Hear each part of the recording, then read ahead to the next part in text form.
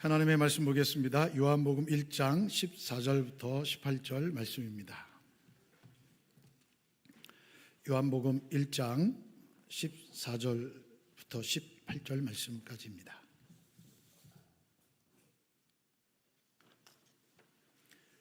제가 봉독해 올리겠습니다. 말씀이 육신이 되어 우리 가운데 거하심에 우리가 그의 영광을 보니 아버지의 독생자의 영광이요 은혜와 진리가 충만하더라. 요한이 그에 대하여 증언하여 외쳐 이르되 내가 전에 말하기를 내 뒤에 오시는 이가 나보다 앞선 것은 나보다 먼저 계심이라 한 것이 이 사람을 가리킴이라 하니라. 우리가 다 그의 충만한 데서 받으니 은혜 위에 은혜로라. 율법은 모세로 말미암아 주어진 것이요 은혜와 진리는 예수 그리스도로 말미암아 온 것이라. 본래 하나님을 본 사람이 없으되 아버지 품속에 있는 독생하신 하나님이 나타내셨느니라. 아멘. 할렐루야. 우리 전후좌우 계십니까? 인사할까요? 사랑합니다. 축복합니다. 네, 주님의 이름으로 사랑하며 축복합니다. 한 주간 평안하셨습니까? 더워도 너무 덥습니다. 아주 바깥에 서 있으면 막 어쩔 줄을 모를 것 같습니다. 그리고 밤에도 그냥 우리 교회는 꼭 한증막 같아요. 새벽부터 해가 뜨니까 벌써 막 푹푹 밤새 그 열기가 안 식어가지고 금방 또 데펴집니다. 참 힘든 상황입니다. 자, 이럴 때 이제 생각나는 게 피서죠. 피서. 더운 것을 피해 가는 거죠. 그래서 사람들이 여행도 가고 혹은 또 쉼을 계획하기도 합니다. 그런데 여러분, 우리가 절대 하지 말아야 될 게 하나 있어요. 그게 뭐냐면 혹시 여러분들 영적 여름 휴가도 계획하고 계시나요? 영적 여름 휴가는 없습니다. 영적으로 여름 휴가 갖는 순간 우리의 영혼은 죽습니다. 무더운 여름을 잘 지내야 건강한 한 해를 마무리하듯이 우리의 영적 상태도 점검해 봐야 합니다. 그래야 건강한 신앙의 모습을 유지하고 지켜나갈 수 있습니다. 그래서 우리는 2025년도 은혜 위에 은혜가 넘치다라는 주제로 지금 달려가고 있습니다. 그래서 제가 사실 이제 우리 자녀들이 여름 성경학교 수련회 하잖아요. 그래서 우리 장년들도 여름 성경학교를 했으면 좋겠다. 제가 이제 매년 그렇게 하고 있잖아요. 그래서 길게 하면 여러분들이 지루하시니까 딱 3주만. 그래서 오늘부터 3주 동안 우리 함께 같이 은혜 위에 은혜로 사는 삶이라는 주제로 좀 이렇게 좀 말씀을 나눴으면 좋겠어요. 오늘 첫 번째는 은혜의 근원 예수 그리스도에 대해서 같이 말씀을 나눌 거고요.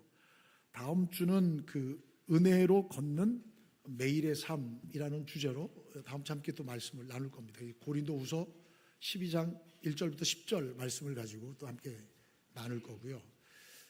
그리고 세 번째 주는 은혜의 통로가 되는 삶이라는 주제로 베드로전서 4장 7절부터 11절 말씀을 가지고 또 함께 말씀을 나누겠습니다. 그래서 이제 우리가 같이 이제 한번 좀 우리 신앙을 좀 점검해 봤으면 좋겠어요. 그래서 우리가 어떻게 이 믿음의 길을 더 건강하게 갈 수 있을까? 근데 날씨가 무덥잖아요. 그러면 영적으로도 나태해져요. 그게 좀 그런 게 좀 있어요. 그래서 저희들이 좀 한번 좀 바짝 한번 좀 긴장하는 마음으로 갔으면 좋겠다. 이런 생각이 듭니다. 그래서 여러분들한테 이 주보에다 이렇게 프린트물을 드렸는데 이게 제가 새벽에 이제 아침에 일어나서 이렇게 보니까 그냥 설교하는 것보다 그래도 여러분들한테 요약된 뭔가라도 좀 있으면 좋겠다. 안 하던 짓 하는 거예요, 제가 지금.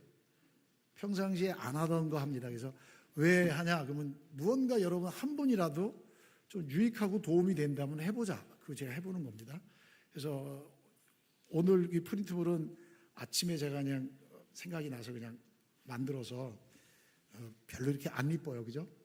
다음 주는 제가 이쁘게 만들어서 드릴게요. 그래서 근데 이쁜 게 중요한 게 아니고 이제 왜 이걸 나눠드리느냐 이제 여러분들 보시면 이제 좋겠어요. 이제 근데 제가 생각할 때 제가 너무 친절해가지고 설교 내용을 여기 다 적어놨어요. 그러니까 제가 이걸 들고 설교해도 괜찮을 정도예요. 그러니까 저는 여러분 뭐 너무 적으려고 애쓰지 마시고 제 설교의 전체 요약을 제가 이 앞뒤로 이렇게 해놓은 거니까 들으시고 한번 우리의 신앙의 모습을 좀 정리해 나갔으면 좋겠습니다. 자, 오늘은 첫 번째 시간으로 은혜의 근원 예수 그리스도. 자, 이 은혜 위에 은혜가 넘치다. 그럼 어떻게 우리가 이 풍성한 은혜를 누리며 증거하며 살아갈 수 있겠냐라는 이 질문을 던지는 거죠. 분명한 것은 은혜 위에 은혜가 넘치는 삶을 살아가려면 이 은혜가 어디로부터 왔고 어떻게 우리가 받으며 은혜를 받은 사람은 어떤 삶을 살 것이냐, 이제 이런 질문을 던져야 하잖아요.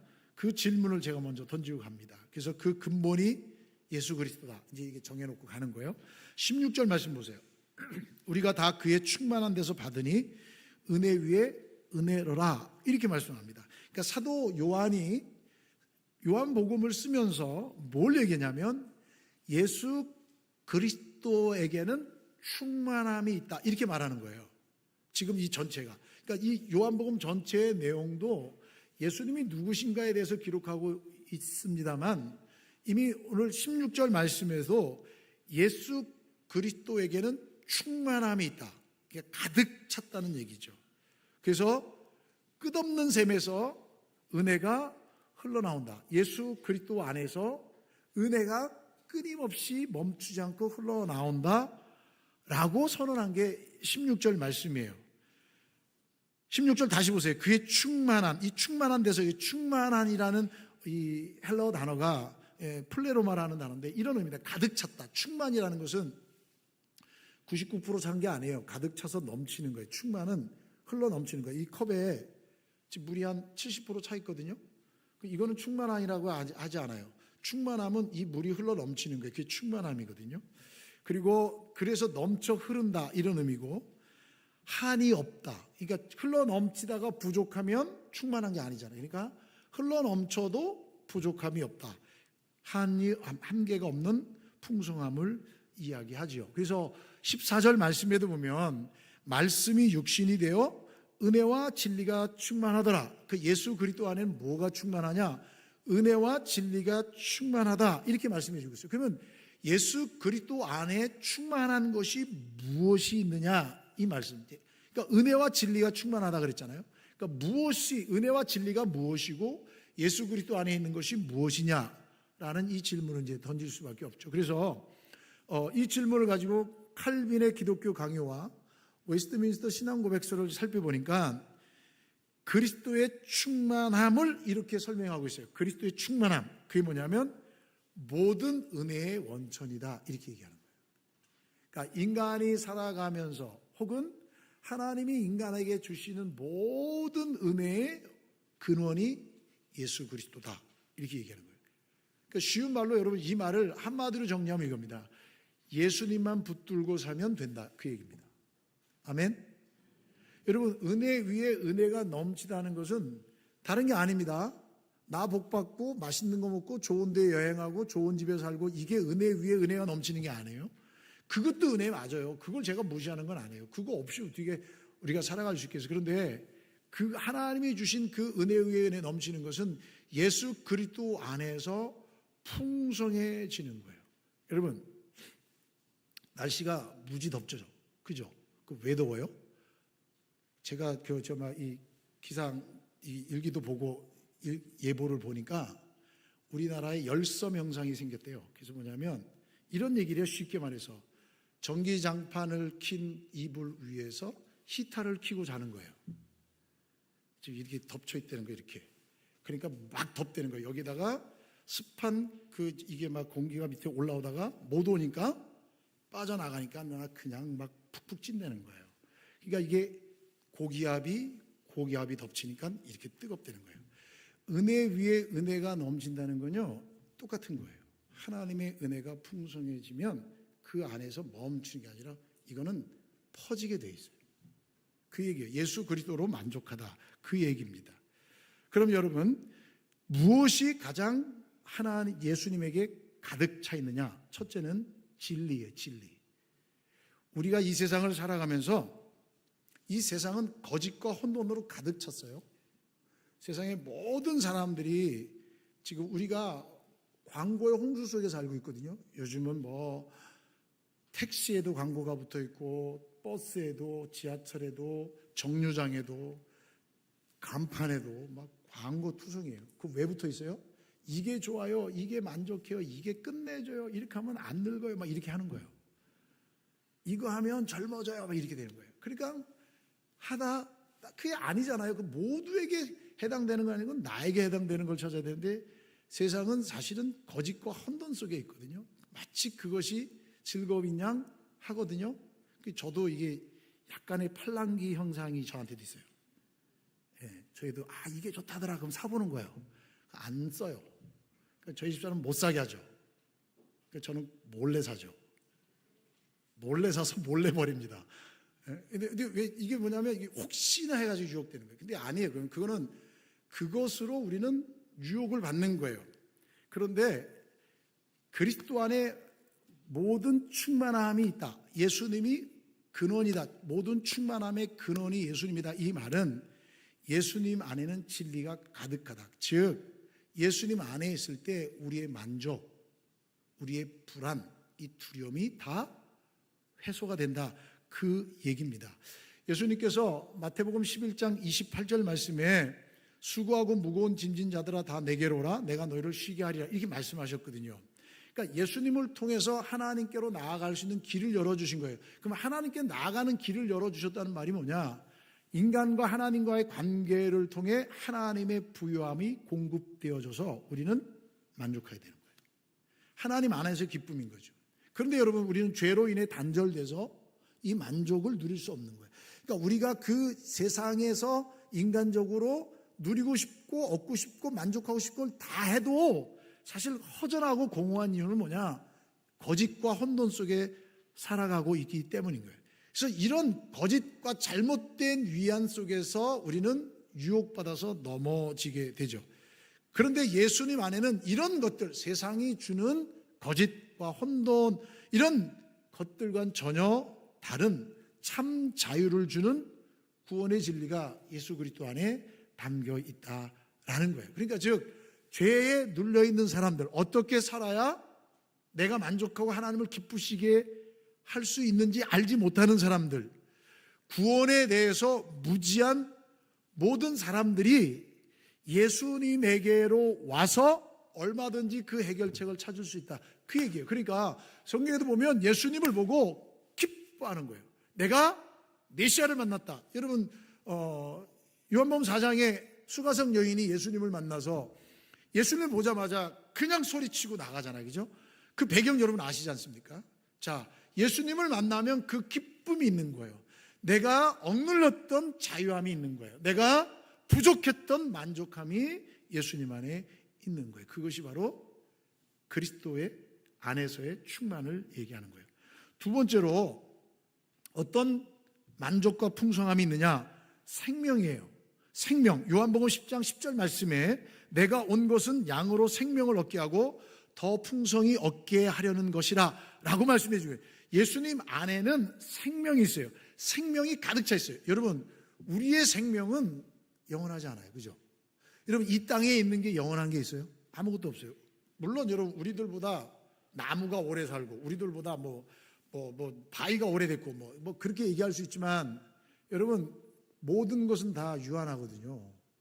그런데 예수님 안에는 생명이 가득 차 있다. 영원한 거예요. 풍성한 거예요. 그게 하나님께서 소망 없는 인간에게 바로 예수님으로만 구원을 얻을 수 있는 길을 열어주셨고 예수님 안에 영원한 생명을 약속해 주셨어요. 예수님 외에 영원한 생명을 얻을 길을 약속해 준 것이 없어요.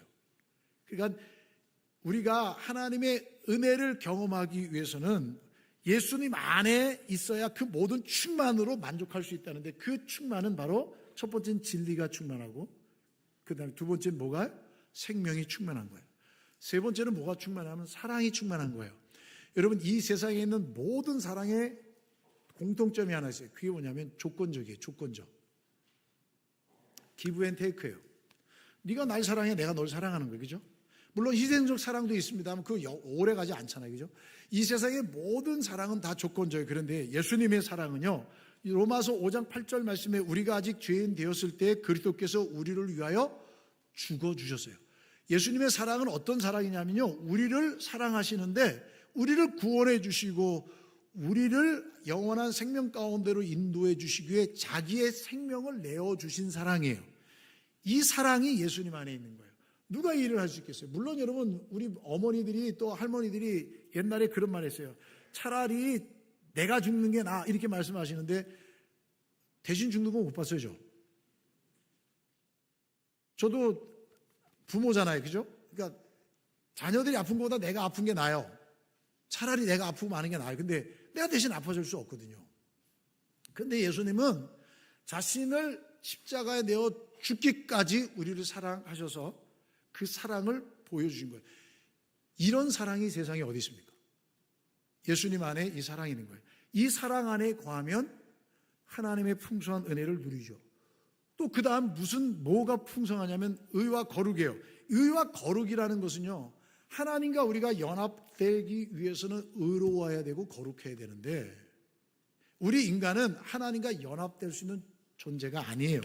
고린도후서 5장 21절 말씀해 보면 우리가 하나님의 의가 되게 하려 하심이라, 우리가 하나님의 의가 되게 하려 하심이라, 우리의 죄를 대신하여 하나님의 의를 주신 거예요. 그러니까 우리는 죄로 인해서 하나님의 의를 받을 수 없고 의로운 존재가 될 수 없는데 예수님이 하나님의 의가 되어 주셔서 하나님과 연합할 수 있는 조건이 되게 주신 거예요. 그래서 예수 안에는 의와 거룩이 충만한 거예요. 그러니까 예수님으로만 하나님을 만나고 연합할 수 있는 거예요. 그리고 예수님 안에는 뭐가 충만하냐면 능력이 충만해요. 능력이 충만한 것은 전지전능이에요. 모든 걸 다 하실 수 있는 거예요. 그래서 우린 주님께 맡기는 거예요. 그러니까 하나님을 의지하는 거예요. 하나님의 뜻하신 바를 우리는 소망하는 거죠. 그게 성령의 능력이죠. 이러한 것들이 예수님 안에 가득 차 있다는 거예요. 그리스도의 충만이라는 것은 바로 이 말을 의미하고 있는 거예요. 예수님 안에서, 그의 충만한 데서, 예수님의 안에서 충만한 데서 은혜 위에 은혜가 넘치다는 말의 의미가 예수님 안엔 이 모든 것이 가득 차 있다. 그럼 은혜가 뭐예요? 은혜는 여러분 거저주는 선물이에요. 자격이 없어요. 받을 자격이 없는데 거저주는 선물이 은혜. 그런데 구약시대에는 이 하나님의 놀라운 풍성함이, 그리스도의 하나님의 풍성함이, 충만함이 하나님의 언약과 제사를 통해서 이 은혜가 나타났어요. 이 은혜가 언약과 제사를 통해 나타냈는데 그 구약시대의 언약과 제사는 임시적이에요. 영원하지 않아요. 그것은 계속 반복돼야 되는 거예요. 하나님의 언약을 계속 상기하고 나가야 되는데, 그런데 메시아를 향해 이 모든 것들이 열려있는 거예요. 예비된 거죠. 그래서 예수님이 오심으로 예수님 안에서 이 은혜가 완성이 된 거예요. 예수님 안에서. 그럼 이 은혜를 우리가 어떻게 받을 수 있느냐, 이 고민을 하는 거죠. 분명히 우리가 은혜 가운데 살아가는데 어떻게 이 은혜를 받을 수 있느냐. 자, 성경은 예수 그리스도 안에 하나님의 모든 충만함이 가득 찼다라고 선포해 주고 있어요. 하나님의 충만함이 예수님 안에 가득 있다. 이 충만함은 구원과 성화에 필요한 모든 것이 다 필요한 거예요. 그러니까 구원과 하나님의 영원한 나라에 이르도록 하는 모든 조건들이 그 안에 다 포함되어 있는 거예요. 그런데 이것은 이례적이지 않아요. 무슨 얘기냐면 우리가 예수님 믿고 구원의 확신을 받았다고 해서 끝난 게 아니란 말이에요. 우리가 예수님 믿고 거룩해졌다고 해서, 의로워졌다고 해서 끝난 게 아니란 말이에요. 이건 이례적인 사건이 아니에요. 이 주님의 은혜를 받는 것은 계속적으로 이어져야 되는 거예요. 그래서 우리는 이 하나님의 은혜 가운데 이 구원파가 이거를 변혁시킨 거예요. 사람들을 현혹시킨 거예요. 얼마나 좋아요. 예수님 믿고 구원받은 사람은 어떤 죄를 져도 그 죄값을 묻지 않는다. 이거 얼마나 신나요. 이거 이단이에요. 하나님의 은혜는 예수님 안에 필요한 모든 것이 다 포함되어 있는데, 예수님 안에 있는데, 이거는요 이례적인 사건으로 끝나는 게 아니에요. 그래서 제가 늘 말씀드리죠. 성령 세례는 몇 번? 한 번. 성령 충만은 몇 번? 계속. 아멘? 이거 잊으시면 안 되는 거예요. 그러니까 하나님의 은혜는 일회성이 아니에요. 하나님의 은혜는 계속해서 지속적으로 나오는데, 그럼 이 은혜를 우리가 어떻게 받을 수 있느냐? 그 받을 수 있는 방법 첫 번째는 믿음이에요. 믿음을 통한 예수님과의 연합이에요. 예수님과 연합됐다는 말은 뭐냐면 예수님 안에 있는 모든 충만함이 내 거가 되는 거예요. 예수님의 충만함이 내 거가 되는 거예요. 나는 충만하지 않은 존재인데 예수님과 연합됨으로 인해서, 하나됨으로 인해서 예수님의 풍성함과 충만함을 내 것으로 가져올 수 있는 거예요. 그런데 어떻게 예수님과 연합될 수 있느냐? 따라합시다. 믿음의 믿음. 예수님을 믿음으로 말미암아 예수님과 연합되는 거예요. 우리가 예수 그리스도를 나의 구주로 믿을 때 우리는 그분과 영적으로 연합하게 되어 있어요. 이 연합을 통해 예수님의 충만함이 우리의 것이 되는 거예요. 믿음을 통해서. 그래서 우리의 믿음은 날마다 점검해야 돼요. 우리의 믿음은 한 번 고백한 거로 끝나는 게 아니란 말이에요. 왜? 우리는 연약한 존재이기 때문에. 여러분, 우리가 매년 뭘 해도 계속해서 그 일들을 준비하죠. 이거 안 하면 우리가 힘들어지잖아요. 운동선수들도 똑같은 운동을 반복하잖아요. 왜? 그거 안 하면 무너지니까. 우리가 주님 앞에 갈 때까지 이 충만함이 유지되기 위해서는 믿음을 점검해야 되는 거예요. 그래서 요한복음 15장 4절 말씀에 예수님께서 내 안에 거하라, 나도 너희 안에 거하리라, 이렇게 말씀해 주셨어요. 그러니까 은혜는 우리의 노력으로 되는 게 아니란 말이에요. 예수님을 믿음으로 말미암아 자격이 없는 우리에게 거저 주시는 선물이 은혜예요. 예수님께 붙어 있을 때 자동적으로 우리에게 흘러 내려오는 거예요. 그러니까 믿음은 단순한 지적 동의. 그러니까 뭐냐면 내가 믿어요. 내가 믿는 걸 알아요. 내가 이걸 이해했어요. 그래서 내가 예수님을 나의 구원주로 믿어요. 이런 지적 동의를 넘어서는 거예요. 이 믿음은 그런 지적 동의가 아니라 예수 그리스도 그분께 전적으로 의존하는 거예요. 이게 내 모든 것을 주님께 던지는 거예요. 보세요. 나는 부족한 것 투성이고 나는 실수 투성이고 나는 연약함인데, 그래서 나한테 모든 걸 집어넣어도 다 허무하고 절망적이고 아무것도 아닌데 내 전 존재를 충만하신 예수님에게 던지면 예수님의 충만함이 없어지는 게 아니라 예수님의 충만함이 우리 가운데 채워지게 되는 거예요. 그래서 믿음의 동의를 넘어 전적인 의존을 이야기하지요. 자, 두 번째, 이 은혜를 어떻게 받을 수 있느냐? 은혜를 경험할 수 있는, 그러니까 믿음도 어떻게 믿음을 생기느냐? 그냥 우리가 교회 왔다고 믿음 생기는 게 아니잖아요. 두 번째, 이 은혜를, 은혜 위에 은혜가 넘치게 하기 위해서는 두 번째는 말씀을 통한 지식과 순종이에요. 순종. 여기까지 가야 되는 거예요.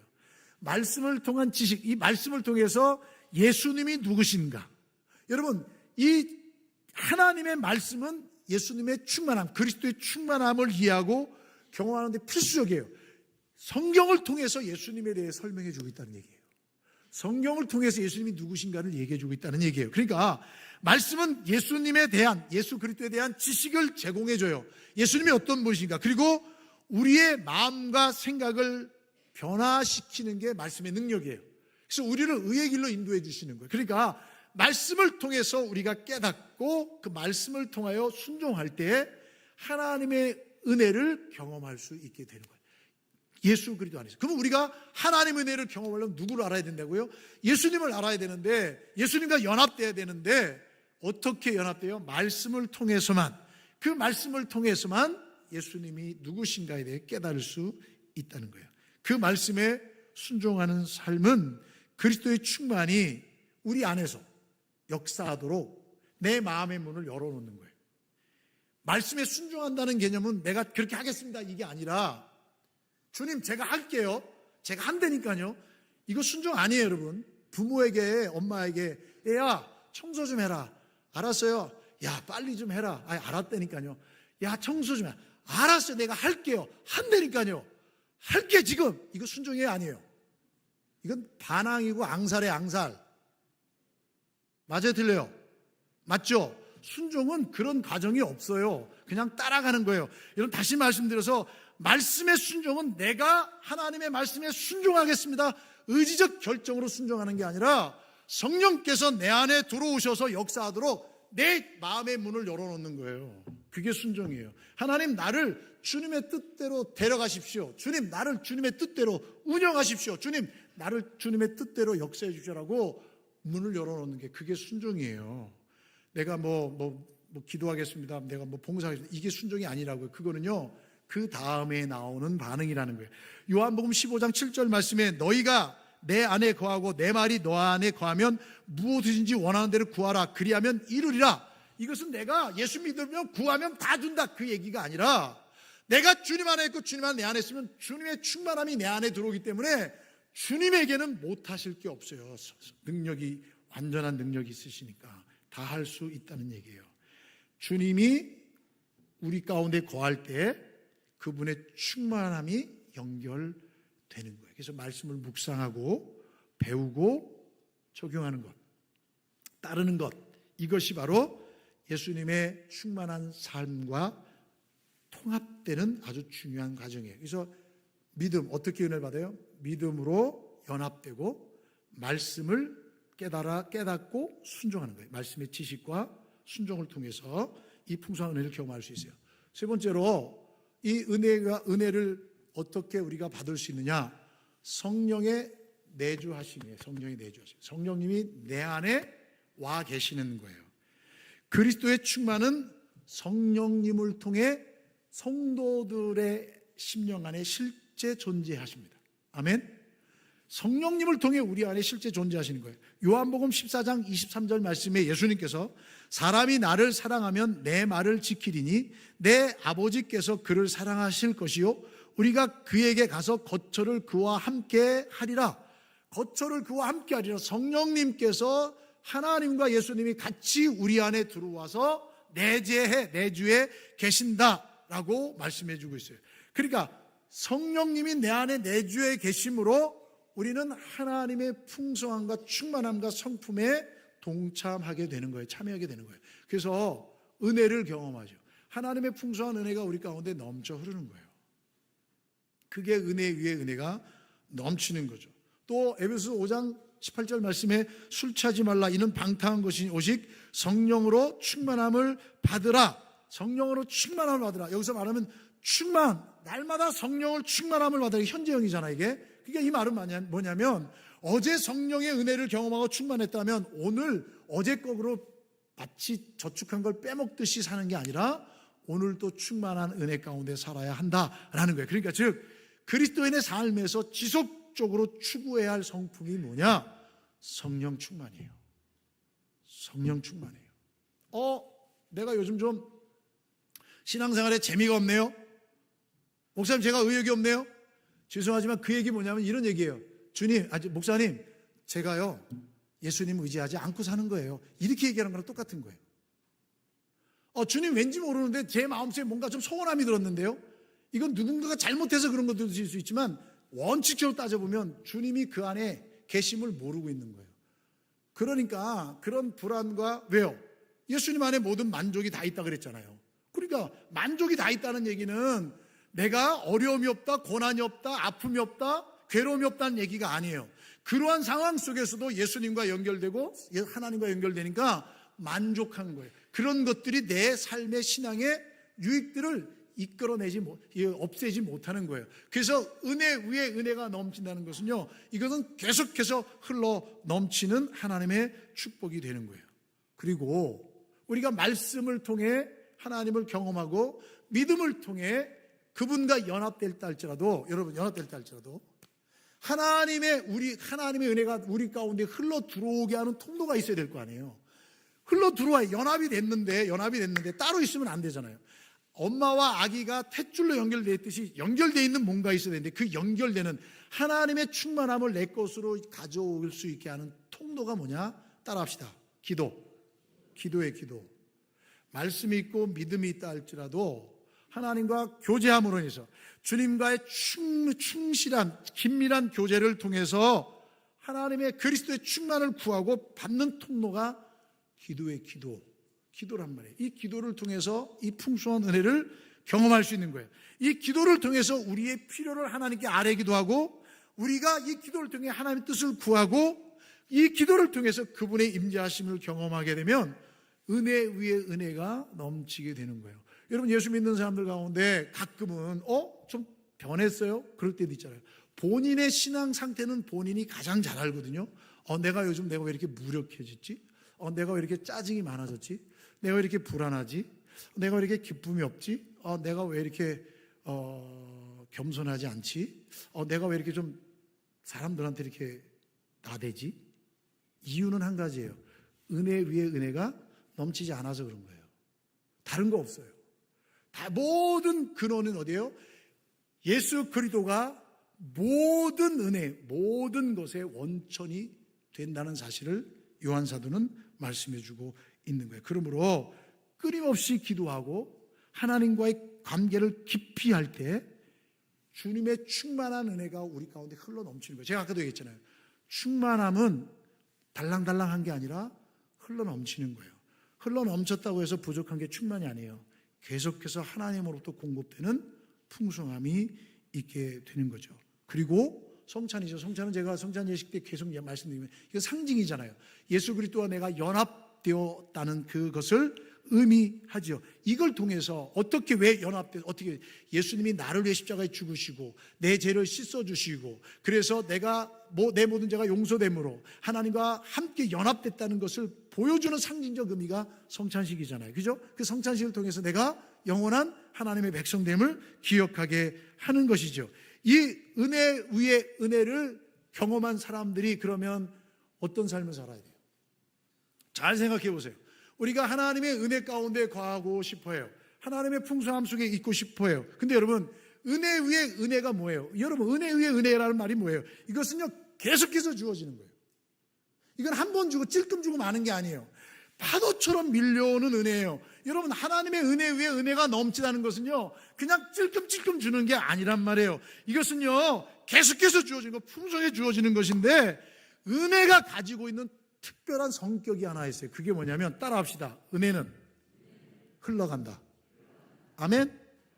은혜는 내가 은혜 위에 은혜가 넘치고, 나 은혜가 충만해졌어. 나 은혜의 부자가 됐어. 이게 은혜가 아니에요. 여러분, 광야 생활 40년 동안 하는 이스라엘 백성들에게 하나님이 만나를 주셨어요. 근데 만나를 주시는데 분명한 것이 있어요. 조건이 하나 있어요. 그게 뭐죠? 이틀 걸 거두지 말라는 거예요. 하루 지나면 어떻게 돼요?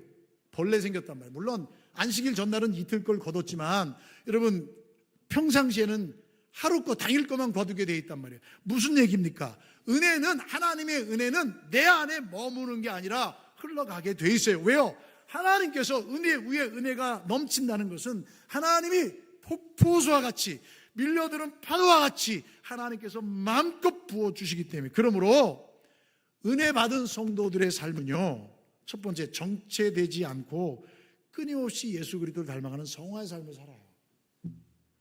우리가 예수님을 닮는 성화의 삶, 성화의 삶은 내가 갑자기 확 바뀌었다 그 얘기가 아니에요. 갑자기 내가 욕심이 사라졌다가 아니에요. 갑자기 내가 짜증이 없어졌다가 아니에요. 성화의 삶은요, 조금씩 주님께 가는 거예요. 조금씩 가다가 뒤돌아보니까 내가 옛날 그때 그랬었네, 이걸 느끼면 되는 거예요. 내가 지금 이 상태네, 하나님 감사합니다, 그러면 되는 거예요. 여러분, 성화의 모습, 구원받는 것으로 우리가 끝난 게 아니에요. 구원받았으면 하나님의 은혜 안에서 계속해서 우리는 자라가야 돼요. 그게 성화의 과정이잖아요. 주님 나라 이럴 때까지, 완전한 영원한 생명을 얻을 때까지 자라가야 되잖아요. 베드로후서 3장 18절 말씀에 오직 우리 주 그리스도 예수의 은혜와 그를 아는 지식에서 자라가라 라고 말씀해 주고 있어요. 그러니까 이런 성장의 모습이 있어야 되는데 왜 우리에게 이런 그리스도 안에서 계속 주님을 닮는 성화의 모습을 가야 되느냐? 그래야 죄에 대해서 민감해져요. 내가 어느 순간 죄를 봤는데 그냥 뭐 그럴 수도 있지 뭐 이렇게 반응을 안 하잖아요. 여러분, 안 자란 거예요. 그러니까 은혜 위에 은혜가 넘치지 않은 거예요. 죄를 보면 화들짝 놀라야 돼요. 내 마음속에 예수를 믿으면 죄에 대한 생각을 안 한다는 얘기 아니에요. 생각이 들어왔을 때 화들짝 놀라야 되는 거예요. 이제 정신 차려. 네가 지금 그거 생각할 때 아니잖아. 이렇게 얘기할 수 있어요. 자기 자신에게. 재현아, 신앙 안에서 왜 나태함이 보여? 이렇게 얘기해야 되는 거예요. 너를 유혹할 때는 단호히 거부해야 될 거 아니야. 아니라고 말할 수 있어야 될 거 아니야. 라고 말할 수 있어야 돼요. 여러분, 우리가 주님 안에서 자라가야 돼요. 그래서 주님 안에 자라가서 의를 입으면 이 죄를 멀리하게 되고 하나님의 사랑, 그 은혜에 대한 갈망이 날마다 있는 거예요. 하나님, 제가 은혜 아니면 살아갈 수 없습니다. 그리고 주님의 성품을 담아요. 그래서 성경에 주 그리스도를 담는 그 모습을 주의 장성한 분량에 이르도록 자라가라 라고 성경은 말씀해 주고 있는 거예요. 근데 여러분, 이게 우리의 노력으로 되는 거예요? 아니에요. 예수 그리스도 안에 붙어 있으면 예수님 안에 모든 충만이 예수님 안에 있기 때문에 그 예수님 안에 있는 충만을 통해 우리가 변화되는 거예요. 성령께서 우리를 변화시켜 가는 거죠. 두 번째로 은혜 받은 사람들이 어떻게 살아야 되느냐? 천만 따라 합시다. 감사해, 감사. 여러분들 혹시 신앙생활 하시면서 그런 느낌들이 있을 거예요. 아유, 내가 오늘은 예배 드리고 싶은 마음이 없네. 그런 거 있잖아요. 내가 오늘은 짜증이 나네. 이런 게 있잖아요. 그죠? 똑같은 일인데 괜히 오늘 화가 나요. 저도 그럴 때가 있었어요. 근데 그게 왜 그러냐? 하나님의 은혜가 풍성하지 않은 거예요. 그래서 은혜가 풍성한 사람은요, 감사가 있어요. 감사가 있고요, 찬양이 있어요. 찬양이 막 그냥 흘러나오는 거예요. 찬양이. 감사와 찬양이 막 나오는 거예요. 이게 얼마나 큰 은혜인 줄 아세요? 입술 속에 감사가 있으면 여러분, 어이쿠 이러지 않아요. 어휴 주님 감사합니다 이렇게 돼요. 앉았다 일어날 때 힘들면 어떻게 돼요? 아이고 그러잖아요. 근데 은혜가 있는 사람은요, 아이고 주님 감사합니다 그러고 일어난다니까요. 표현이 달라요. 그리고요, 은혜가 넘치는 사람은요, 콧노래, 입술의 노래, 마음의 기쁨이 흘러나오게 되어 있어요. 감사가 있는 거예요. 골로새서 3장 17절 말씀에 또 무엇을 하든지 말에나 일에나 다 주 예수의 이름으로 하고 그를 힘입어 하나님 아버지께 감사하라. 은혜 위에 은혜를 경험한 성도는 하나님의 선하심과 하나님의 신실하심을 인정해요. 그럼 하나님의 선하심과 신실하심을 인정하면 감사가 있고 찬양이 있는 거예요. 찬양이 있는 거예요. 힘들고 어려워도 감사 고백 잃어버리지 않아요. 여러분, 상황이 좋아서 감사하는 게 아니거든요. 내 상황이 바뀌지 않았거든요. 그런데 그 상황을 바라보는 시각이 달라져 있는 거예요. 왜요? 은혜가 있으니까. 그러니까 내 시각으로 보는 게 아니에요. 내 무능함으로 보는 게 아니에요. 나의 연약함으로 보는 게 아니라 주님의 시각으로 보는 거예요. 그러니까 이 풍랑으로 인해 빨리 지나갈 것이라 합력하여 선을 이루려 하는 그 주님의 말씀이 믿어지고 고백되어지면 어떤 상황 속에서도 그 감사의 찬양을 잃어버리지 않아요. 이런 믿음의 고백이 있고 이런 감사가 있으면요, 믿음을 지탱한다니까요. 그리고 하나님의 절대 주권을 신뢰해요. 나를 어느 곳으로 갖다 놨는지, 왜 나를 이렇게 해서, 왜 나만 이렇게, 이게 아니라 하나님의 뜻이 있으시겠지라고 되는 거예요. 그리고 여러분, 이런 삶을 살아가면 나타나는 현상이 뭔지 아세요? 교만해지지 않아요. 겸손해져요.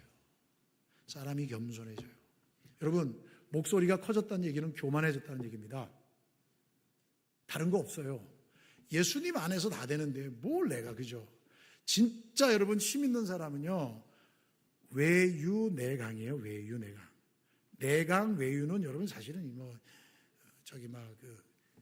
내가 보면 제가 보면 아닌 것 같아요. 외유내강이에요. 진짜 부드럽지만 그 말에 힘이 있는 거예요. 아, 저 사람의 말은 뭔가 있어. 여러분, 은혜 받을 자격이 없는 자에게 주신 그것을 주셨기 때문에 겸손한 거예요. 이 모든 능력과 이 모든 것들은 하나님이 나에게 주신 것이기 때문에 이건 겸손해질 수밖에 없어요. 이거 갖고 자랑하니까 갑질 안 하는 거예요. 요즘 대한민국의 갑질 때문에 난리잖아요. 그죠? 왜 그래요?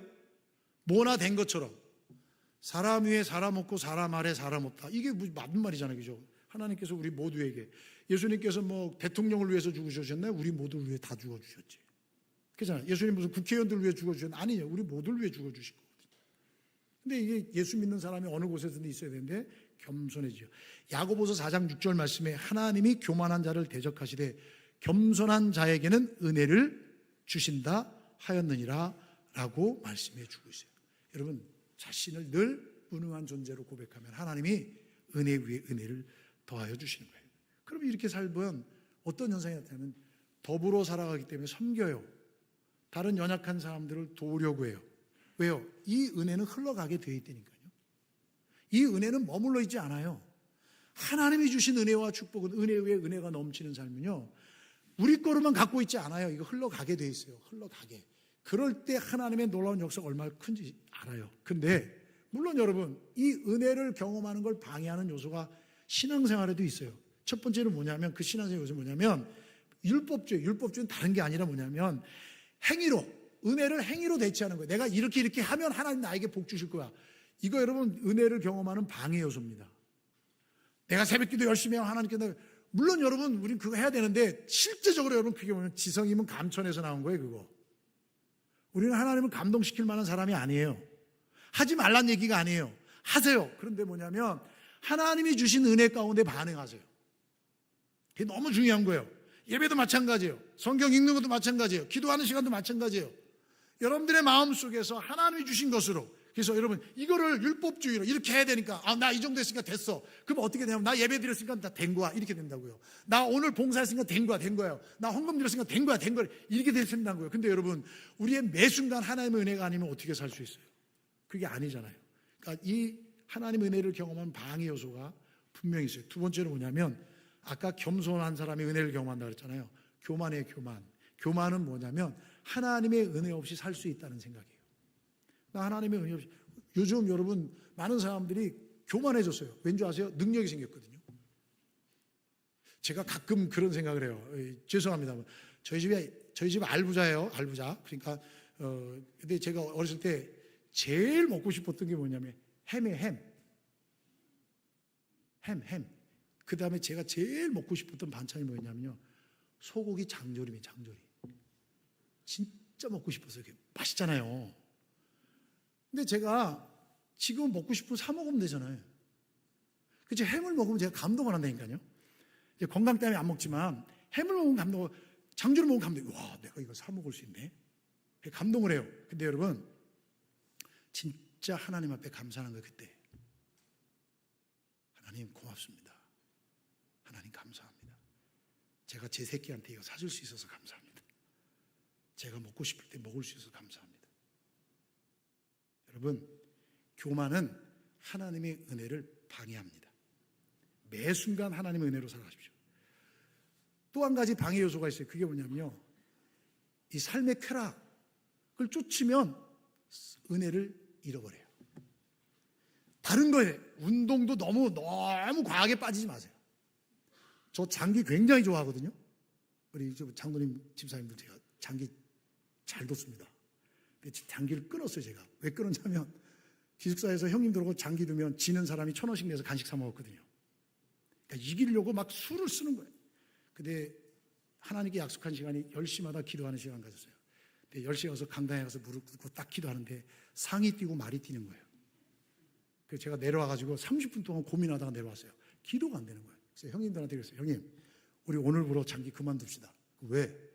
기도하러 무릎 꿇었는데 상이 날아다니고 차가 다니고 포가 다니고 네가 미치겠어요. 그랬더니 그래. 그리고 그때부터 그 형님들로 저 장기를 한 번도 안 뒀습니다. 운동도 마찬가지예요. 운동도 너무 운동에, 스포츠 선교 중요하지만요, 교회는 스포츠를 가르치는 곳이 아니에요. 스포츠 선교한다는 사람이 20년 전에 제가 알거든요. 다 망했어요. 다. 교회 문 다 닫았어요. 그거 아닙니다. 이런 거, 이거 가지고 있으면 여러분 방심이 돼요. 방심이. 영적으로 나타임이 되는 거예요. 여러분 너무 등산 가는 거 너무 좋아하지 마시고, 맛있는 음식 먹는 건 너무 좋아. 드세요. 맛있게, 건강하게. 맛있게 먹으면 0칼로리 많이 드세요. 근데 그걸 너무 좋아하지 마세요. 정말 여러분, 우리가 영적으로 나태해지지 않도록 해야 돼요. 이런 것들이 삶의 쾌락을 쫓다 보면 우리의 영성은 깨져요. 하나님의 은혜를 방해해요. 마지막으로 하나님의 은혜를 방해하는 게 뭐냐면 굳은 마음이 되는 거예요. 굳은 마음. 우리의 마음이 하나님의 은혜가 강같이 흘러도 스며들지 않는 거예요. 언제? 용서하지 않는 마음. 용서할 수 없는 마음. 이 마음을 가지고 있으면, 남을 미워하거나 남에게 대한 판단과 이런 부분이 있다면 결코 하나님의 은혜가 스며들 수가 없어요. 사랑하는 여러분, 하나님의 은혜가 저와 여러분들의 삶 속에 가득 넘치기를 주님의 이름으로 축복합니다. 다시 한번 우리의 신앙의 모습을 다시 점검해 봤으면 좋겠어요. 그래서 하나님의 은혜가 어디에서? 예수 그리스도 안에 충만하다는 거예요. 예수 그리스도 안에 충만한 게 뭐라고요? 진리가 있고요. 그리고 생명이 있고요. 그리고 또 뭐가 있어요? 사랑이 있고요. 의와 거룩이 있고요. 그리고 또 뭐가 있어요? 성령의 능력이 있잖아요. 이 얼마나 풍성한 은혜예요. 어떻게 하면 이걸 받을 수 있어요? 우리가 말씀으로 연합되고 또 뭐 있죠? 믿음으로 연합되고 말씀으로 깨닫고 순종하고 그 다음에 또 뭐 있죠? 네? 성령으로 충만해지고, 그죠? 이런 모습들을 우리가 같이 찾아가는 거예요. 그래서 하나님 안에서 이 놀라운 은혜들을 다시 한번 찾아가는 거예요. 성령께서 내 안에 내재할 수 있도록. 그러면 매일매일의 삶이 은혜 위에 은혜가 넘치는 복된 삶이 되실 줄 믿습니다. 기도하시겠습니다. 하나님 아버지 감사합니다.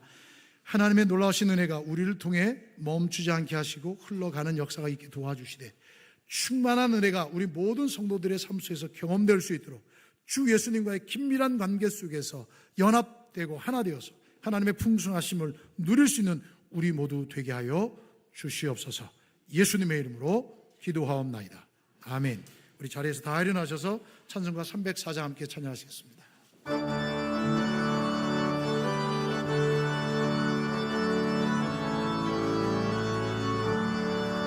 그 크신 하나님의 사랑 말로 다 영영 못하네. 저 높고 높은 별들로 이 낮고 낮은 땅 위에 죄만한 영구하여 그 아들 보내사 화목죄를 삼으시고 죄 용서하셨네. 하나님 크신 사랑을 증량다 못하네. 영원히 변치 않는 사랑 성도여 참 괴로운 시절 지나가 땅 위에 연락세할 때 주님지 않던 영혼들은 큰 소리 외쳐으로 주 믿는 성도들에게 큰 사랑 베푸사 우리의 죄사 예수님 그 은혜 잊으라. 하나님 크신 사랑을 증량다 못하네. 영원히 변치 않는 사랑 성도여 찬양하세. 하늘을 두루마리 삼고 바다를 먹물 삼고 한없는 하나님의 사랑 나기로 갈 수 없겠네. 하나님의 크신 사랑 그 어찌 났을까. 저 하늘 높이 쌓아도 채우지 못한 하나님 크신 사랑을 증량다 못하네. 영원히 변치 않는 사랑 성도여 찬양하세. 지금은 우리의 모든 것 대신 우리 주 예수 그리스도의 은혜와 독생자 외아들 우리 가운데 보내주신 하나님 아버지의 넓고 다함이 없는 그 사랑하심과 성령 하나님의 위로교통 감동하심의 역사가 우리의 삶 속에 주 예수 그리스도의 충만한 은혜로 넘치도록 베풀어 준 사랑을 깨닫고 주님의 사랑대로 살아가며 그 사랑을 흘려보내며 어떤 유혹 속에서 당당히 믿음으로 지켜낼 것을 소망하고 다짐하며 일어서는 주의 모든 믿음의 성도들 머리머리 위에와 가정 위에 일터 위에 자녀들 위에 환우들의 간절한 부르짖음 위에 해외군에 가 있는 자녀들 성도들 머리 위에 새 생명 얻은 믿음의 가정 위에 복중의 생명까지 이제로부터 영원토록 함께 있을지어다. 아멘.